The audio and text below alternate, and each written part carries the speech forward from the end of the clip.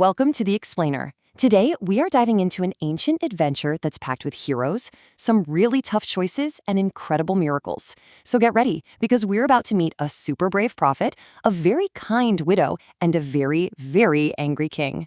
Okay, first, let's just set the scene. I want you to picture a world where the sun is just beating down every single day. The ground is all cracked and dusty. The rivers, they're gone. And there are absolutely no puddles to jump in. Not a single drop of rain has fallen. And we're not talking about a dry weekend here. The sky stays completely blue, no clouds, no rain, for 3 whole years. Can you even imagine that? This is the world where our story kicks off, in a land that's in some serious trouble because of this giant drought. So what gives? Why did the rain just stop? Well, there was this prophet, and a prophet is basically someone who delivers super important messages from God, named Elijah. And he actually warned the king, King Ahab, about this. He said, hey, if you and the people turn away from God, the sky is going to be locked up tight, no rain. And that is exactly what happened. Now, you'd think the guy who predicted all this would be seen as a hero, right? Nope, not at all. King Ahab was furious, and he blamed Elijah for everything. So while the king's men were searching everywhere for him, Elijah was hidden away, just waiting. And the next command he got was about to send him on a pretty wild journey. So God tells Elijah, okay, time to leave your hiding spot, go to this faraway town called Zarephath, and he promises that a widow there is going to help him out. But, when he actually gets there and finds her, he realizes she is in a really, really tough spot. No, really, think about it for a second. What would you do? You look in your pantry, and all you have is just enough food for one last tiny meal for you and your family. That's it. Well, that was the exact situation for this widow and her son. The drought had taken literally everything else. Yeah, those were her actual words to Elijah. She's out there just gathering a couple of sticks for a small fire to cook the very last bit of flour and oil she has. And she truly believed that after she and her son ate it, that was it. They would starve. She had totally given up hope. Can you even believe that? Here she is at her absolute lowest, and this stranger, Elijah, walks up and asks her to make a little piece of bread for him first, before she feeds herself or her starving son. I mean, wow, what a test, right? Was she going to trust this man? Now, Elijah could see the fear in her eyes, so he didn't just ask for food and leave it at that. No, he also made her an absolutely incredible promise. He told her that if she just had a little faith, and if she shared what she had, God would do something amazing. He promised her that her barrel of flour and her little jar of oil would never run out, not until the rain finally came back. And guess what? The widow chose to trust him.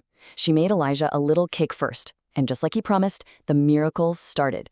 Every single day, she'd go to that barrel in that jar, and there was always enough flour and oil for her son, and for Elijah too. You'd think that after a miracle like that, their troubles would be over, right? Well, the story isn't finished yet. Something awful suddenly happens to this little family, and this time it's going to take an even bigger miracle to fix it. Okay, so the unthinkable happens. The widow's son gets very sick, and then he stops breathing. In her sadness, she actually blames Elijah. But Elijah takes the boy, carries him upstairs, and just prays with everything he has.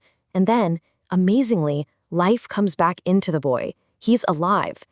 And finally, Elijah brings the boy back downstairs to his mother, who was just overjoyed and completely stunned. So, seeing her son alive and well, right there in her arms, all of the widow's doubts just melted away. She knew without a single question in her mind that Elijah was a true man of God and that everything he said was the absolute truth. Her faith was now solid as a rock. All right, so after all these incredible miracles, God gives Elijah a new command. The time for hiding, it's over. It is time to go and face the one person who wants him gone more than anyone else in the world, the very angry King Ahab. So after 3 long years, Elijah just starts walking right towards the king. On the way, he runs into a royal servant named Obadiah, and this guy is terrified. I mean, he knows King Ahab wants Elijah captured, and he thinks that if he announces Elijah is here, he might get killed. But Elijah promises he won't disappear, and so the meeting is finally on. So when they finally come face to face, the king looks at Elijah, and the very first thing out of his mouth is, So, are you the guy who's been causing all this trouble for my kingdom? He's blaming Elijah for the whole 3-year drought.